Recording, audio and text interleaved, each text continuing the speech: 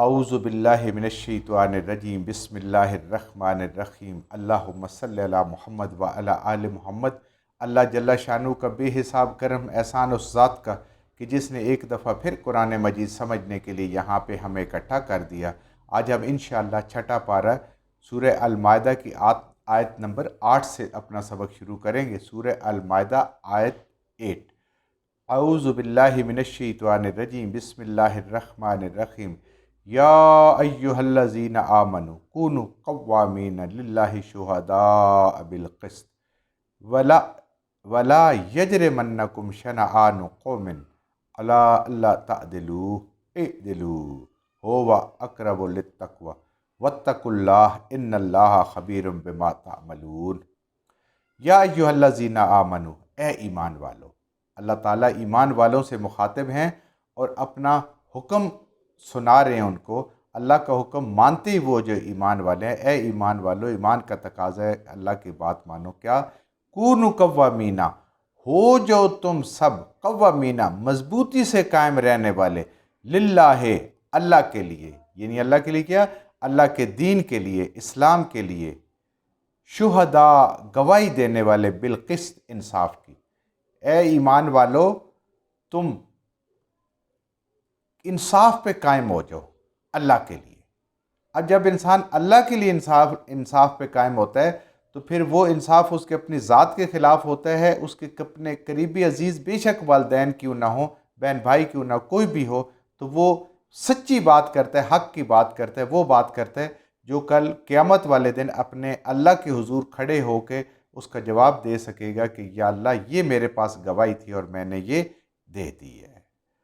تو اب آپ دیکھیں کہ اللہ حکم دے رہے ہیں، اور ایمان والوں کو، ایمان کا تقاضا یہ ہے کہ انسان سچی گواہی پہ قائم ہو جائے۔ اب کیا سچی گواہی ہے؟ اللہ کے دین کو اس دنیا میں غالب کرنے کے لیے، قائم کرنے کے لیے انسان اپنا تن من دھن سب کچھ لگا دے۔ یہ ہے گواہی عین انصاف کی۔ ایک اللہ کی توحید کے لیے کام کرے، یہ اللہ کا حق ہے، اللہ کی گواہی ہے۔ اور اللہ کے پیغمبروں کی گواہی دے کہ وہ اللہ کے پیغمبر اور محمد رسول اللہ صلی اللہ علیہ وآلہ وسلم اللہ کے آخری پیغمبر ہیں۔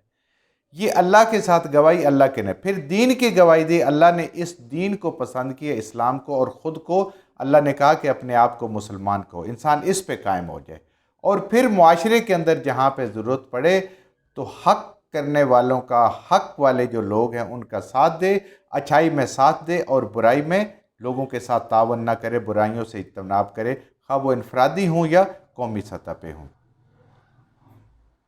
اب یہ دیکھیں ان آیات کو آگے جب ہم پڑھتے ہیں، وَلَا يَجْرِمَنَّكُمْ، اور ہرگز نہ روکے، وجہ نہ بنے، باعث نہ ہو تمہارے لیے، شنآن، دشمنی، قومن، کسی قوم کی۔ جب انصاف کی بات ہو تو بے شک دشمن سامنے ہے، اس کے ساتھ بھی اسلام انصاف کا حکم دیتا ہے۔ بے شک ایک طرف مسلمان ہے، ایمان والا ہے، اور ایک طرف کافر ہے، مشرک ہے، یہودی ہے، غیر مسلم ہے، لیکن انصاف کا دامن ہاتھ سے نہیں چھوڑنا۔ انصاف انسانوں کے ساتھ کرنا ہے، وہ مذہب کی بنیاد پہ نہیں ہوگا۔ اللہ فرما رہے ہیں، یہ یاد کروا رہے ہیں کہ اے ایمان والو، کسی انسان کی دشمنی، کسی قوم کی دشمنی تمہیں اس چیز پہ مجبور نہ کر دے، یا اس کی وجہ یہ نہ بن جائے کہ تم اس کے ساتھ انصاف نہ کرو۔ ہر انسان کے ساتھ انصاف کرنا ہے۔ آپ اندازہ کریں دین کے عدل کا کیا تقاضا ہے اور اللہ کا کیا حکم ہے۔ اللہ اس پر، اللہ تعدلو، کہ تم انصاف کی بات نہ کرو۔ اب انصاف کی بات انسان دو صورتوں میں نہیں کرتا۔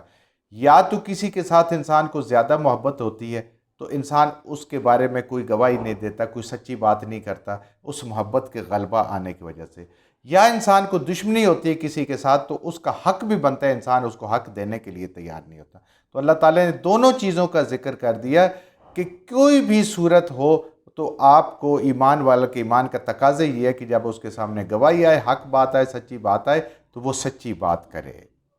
اب دیکھیں یہاں سے فتح مکہ قریب ہے، تو اللہ تعالیٰ ایمان والوں کی یہ تربیت فرما رہی ہے، حکم فرما رہے ہیں، اور قیامت تک آنے والے سب مسلمانوں کے لیے کہ مکہ والوں نے بہت ظلم کیے ہیں، انفرادی طور پر بھی، نبی کریم صلی اللہ علیہ وسلم پہ بھی، گھروں سے نکال دیا، جائیدادوں پہ قبضہ کر لیا، بچوں کو تنگ کیا، اس کے بعد جہاں پہ بھی غزوات ہوئے، جہاں پہ بھی ان کے ساتھ جنگیں ہوئی، انہوں نے مسلمانوں کی لاشوں کی بے حرمتی کی۔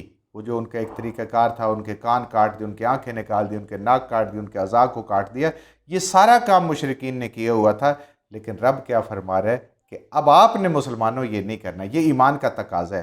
انہیں تو پتہ ہی نہیں ہے، وہ تو جہالت میں پڑے ہوئے ہیں، نہ نبی کو جانتے ہیں، نہ اللہ کو جانتے ہیں، نہ قرآن کو جانتے ہیں، نہ دین کو جانتے ہیں۔ لیکن تمہیں اللہ کا بھی تعارف ہو گیا، تمہیں نبی کا بھی تعارف ہو گیا، تمہیں دین کا بھی تعارف ہو گیا، تمہیں قرآن بھی مل گیا، اب تم یہ کام نہیں کر سکتے ہو۔ اب ایسا کام نہیں ہوا کہ اس قوم کے لیے کوئی بھی ایسا کام کرو جو دشمنی پہ مبنی ہو۔ پھر اللہ فرما رہے ہیں مزید تیسری دفعہ، یعنی بالقسط تعدلو اعدلو، ہر حال میں، ہر صورت میں انصاف کریں انسانوں کے درمیان، کبھی بھی اس سے ہٹ کے کوئی بات نہ ہو۔ یہ ہے دین کا انصاف، یہ ہے دین کی گواہی، اللہ کی ذات سے لے کر ایک عام ادنا سے ادنا انسان، اور اس کے مقابلے میں اگر بادشاہ بھی آ جاتا ہے یا انسان کا اپنا کوئی عزیز رشتہ دار بھی آ جاتا ہے، تو گواہی اور حق کی بات یہ ہے کہ جو حق کی بات ہے وہ کرنی ہے، بے شک وہ جس کے خلاف جاتی ہے۔ اور اسلام کی تاریخ الحمدللہ ایسی مثالوں سے بھری پڑی ہوئی ہے۔ حضرت عمر بھی جواب دہ ہوتے ہیں، حضرت عثمان غنی بھی جواب دہ ہوتے ہیں، حضرت علی کرم اللہ وجہ بھی جواب دہ ہوتے ہیں، ہر خلفائے راشدین جواب دہ ہوتے ہیں۔ جب ملوکیت آ گئی تو پھر کسی کو بھی جواب دہ کوئی بھی نہیں رہا۔ ہو اقرب للتقویٰ، یہ جو انصاف تمہارا ہے جو تم کرو گے انسانوں کے ساتھ، اللہ فرما رہے ہیں ہو اقرب، یہ بالکل نزدیک ہے، یہ قریب ہے، للتقویٰ پرہیزگاری کے، یعنی اللہ کے عذاب سے بچنے کے لیے، اللہ کی نافرمانی سے بچنے کے لیے، کہ سب سے قریب ترین چیز ہے کہ تم جہاں پہ چھوٹی سے چھوٹی بات ہو یا بڑی سے بڑی بات ہو، اس پہ انصاف پہ کام رہو اور اس انصاف کا تقاضا پورا کر۔ واتقوا اللہ، اللہ سے ڈرتے رہو، جو کچھ یہ کرنا ہے رب کے لیے کرنا ہے، اجر اس سے پانا ہے۔ انصاف کرتے ہوئے لوگ ناراض بھی ہوں گے، لوگ پریشان بھی ہوں گے، بہن بھائی بھی جن کے خلاف بات ہوگی وہ ناراض ہوں گے، لیکن اللہ سے ڈرتا ہے، صرف اللہ کے ساتھ تقویٰ کرنا ہے۔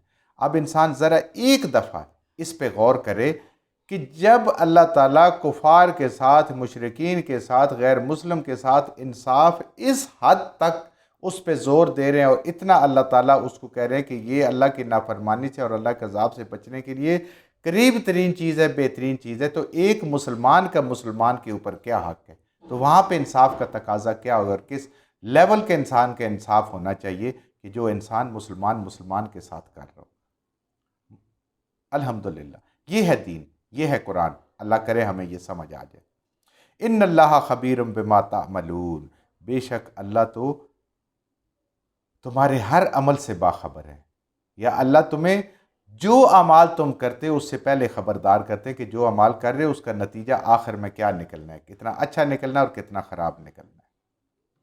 وعد اللہ الذین آمنوا، اللہ کا وعدہ ہے، اور اللہ کا وعدہ سچا وعدہ، قرآن کا وعدہ سچا وعدہ، نبی کریم صلی اللہ علیہ وآلہ وسلم کا وعدہ سچا وعدہ۔ جو ہماری خواہش ہم سوچتے ہیں، جو شیطان ہمارے دلوں میں ڈال ہے، وہاں شک کی بات ہو سکتی ہے، لیکن اللہ کا وعدہ سچا وعدہ ہے۔ وعد الذین، وعدہ ہے اللہ کا کن لوگوں سے؟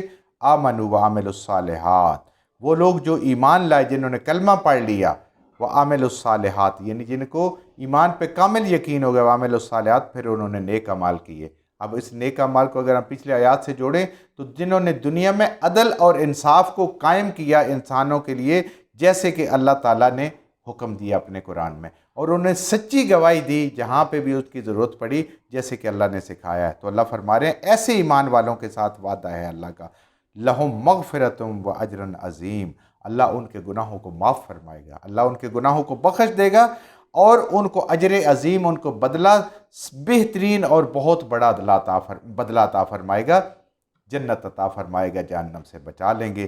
جو عدل اور انصاف پہ قائم رکھنے والے ہیں، کہیں پہ اپنے گھر سے لے کر معاشرے کے کسی بھی طبقے پر جتنی اللہ تعالیٰ نے کسی کو اہمیت دی ہو یا جتنی کسی کو اللہ تعالیٰ نے اختیار دی ہوئے ہیں، اس کے مطابق انصاف کرنی ہے۔ کوئی ناراض ہیں آپ کسی کے ساتھ راضی ہیں، لیکن عین انصاف ہو اور رب کے لیے۔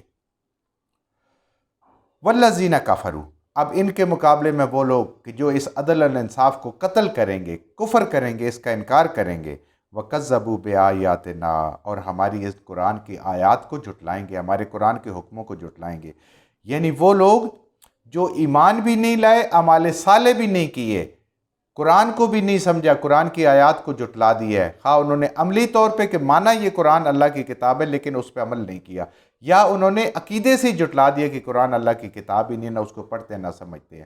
مان کے بھی جو پڑھتا ہے یا پڑھتا نہیں اور سمجھتا نہیں اس کے لیے بھی، اور جو مانتے ہی نہیں اس کے لیے، یہ سب جھٹلانے والے ہیں۔ اللہ فرما رہے ہیں کہ جو ہمارے حکموں کا ان انصاف کے اور جو بھی حکم اللہ دے رہے ہیں ان کا جو بھی انکار کرے گا، کفر کرے گا بے آیاتنا اولئک اصحاب الجحیم، یہ لوگ تو اہل جہنم ہیں۔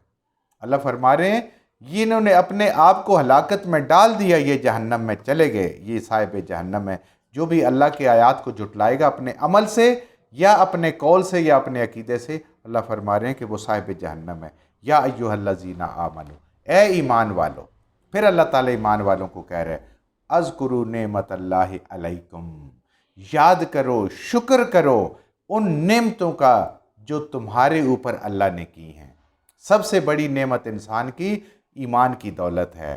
سب سے بڑی نعمتوں میں سے قرآن اللہ کی نعمت ہے۔ سب سے بڑی نعمتوں میں سے نبی کریم صلی اللہ علیہ وآلہ وسلم نعمت ہے، اور سب سے بڑی ہے کہ انسان کو ان کے اوپر ایمان آ جائے، انسان یقین کر لے یہ اللہ تعالیٰ کی ساری نعمتیں ہیں۔ اس کے بعد پھر آگے چھوٹی چھوٹی نعمتیں ہیں۔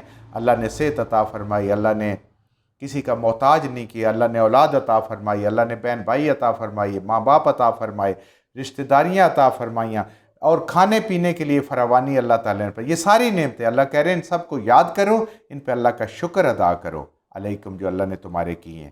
اب اللہ تعالیٰ کچھ اپنی نعمتوں کا ذکر کر رہے ہیں۔ بعض دفعہ انسان پہ اللہ کا ایسا کرم ہو رہا ہوتا ہے کہ انسان کو وہ اس کے وہم و گمان میں بھی نہیں ہوتا، اور اللہ تعالیٰ کی مہربانی اور اللہ کا فضل انسان کے شامل حال ہوتا ہے۔ اللہ ان کا ذکر فرما رہے ہیں اذ ہمہ، جس وقت ارادہ کیا، قومن، ایک قوم نے، ایک جماعت نے، اس میں اہل یہود کی بھی بات ہے، مشرکین مکہ کی بھی بات ہے، ان یبسطوا، کہ وہ بڑھائیں، دراز کریں، الیکم تمہارے اوپر، ایدیہم اپنے ہاتھوں کو، وکف ایدیہم عنکم، تو ہم نے ان کو ہاتھوں کو روک دیا۔ اللہ فرما رہے ہیں کہ انہوں نے ہاتھ بڑھایا تمہاری طرف، جیسے یہود کا تھا۔ نبی کریم صلی اللہ علیہ وسلم جب ان کے پاس گئے تو انہوں نے کوشش کی کہ وہ دیوار گرا دیں، آپ کی دیوار سائے میں بٹھایا، اللہ نے وہی کیا، آپ وہاں سے چلے گئے۔ صلح حدیبیہ کی بات ہے۔ اس کے علاوہ اور غزوہ خندق میں بھی وہ مکہ مدینہ پہ حملہ کر سکتے تھے، اللہ نے ان کو روکا اور وہ ان کا ارادہ بدل گیا۔ اللہ نے کہا کہ جب تم ایمان والے ہو، اللہ کی نعمتوں کا شکر ادا کرنے والے ہو، تو پھر اللہ تعالیٰ خود تمہیں جن چیزوں کا تمہیں پتہ بھی نہیں ہے اس سے اللہ تعالیٰ تمہاری حفاظت فرمائے ہیں اور فرماتے رہیں گے، اور قیامت تک فرماتے رہیں گے اگر تم شکر گزار ہو۔ واتقوا اللہ، اور اللہ سے ڈرتے رہو، اس رب سے ڈرو کہ جس کے کارخانہ قدرت میں ہر چیز پر قادر ہے۔ وعلی اللہ فلیتوکل المؤمنون، اور اللہ تعالیٰ پر ہی توکل کرتے ہیں ایمان والے۔ ایمان والا ہوتا ہی وہ ہے جو اپنے ہر کام میں، ہر چیز میں اپنے رب پہ بھروسہ کرتا ہے۔ یہ ایمان کی نشانی ہے، ایمان کی علامت ہے، ایمان کی حلاوت ہے۔ جو کچھ ہم نے صحیح صحیح پڑھا اللہ ہمارے ذہنوں میں، دلوں میں بٹھا دے، جہاں جہاں پڑھتے ہوئے بولتے ہم سے غلطی ہوگی اللہ ہمیں معاف فرما دے، اور ان غلط باتوں کو ہمارے ذہنوں سے، دلوں سے اللہ کی ذات نکال دے۔